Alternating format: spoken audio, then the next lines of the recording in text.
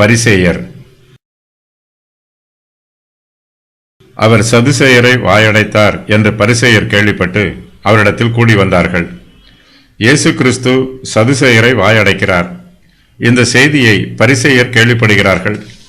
யூத மார்க்கத்தில் சதுசேயரும் பரிசேயரும் இரண்டு பிரிவினர்கள்.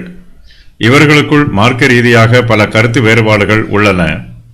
இயேசு கிறிஸ்து சதுசேயரை வாயடைத்ததினால் அவர் தங்கள் பட்சமாக இருப்பார் என்று நினைத்து பரிசேயர் இயேசு கிறிஸ்துவிடம் கூடி வருகிறார்கள். இந்த சம்பவத்தின் மூலமாக வேத வாக்கியத்தில் இயேசு கிறிஸ்துவுக்கு இருக்கும் ஞானம் வெளிப்படையாக தெரிகிறது. அவருக்கு நன்றி சொல்வதற்காகவோ உயிர்த்தெழுதல் இல்லை என்று சாதித்த சதுசேயரை வாயடைத்ததற்காகவோ பரிசேயர் இயேசுவிடம் வரவில்லை. இயேசு கிறிஸ்துவை விட தங்களுக்கு வேதத்தில் அதிக ஞானம் உள்ளது என்பதை காண்பிப்பதற்காகவே வருகிறார்கள். சதுசேயர் வாயடைத்து போனதினால் பரிசேயருக்கு சந்தோஷம் உண்டாகிறது. இதன் மூலமாக இயேசு கிறிஸ்துவின் நாமம் மகிமை அடைகிறது.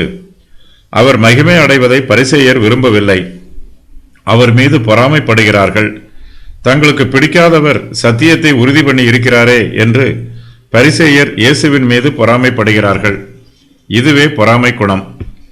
நமக்கு நன்மையான காரியத்தை ஒருவர் செய்தாலும் அவர் மீது நமக்கு பொறாமை இருக்குமென்றால் அவர் செய்த நற்காரியத்தை நாம் அங்கீகரிக்க மாட்டோம்.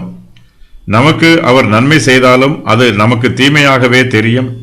அவர் சரியாக பேசினாலும் செய்தாலும் அது நமக்கு தவறாகவே தெரியும்.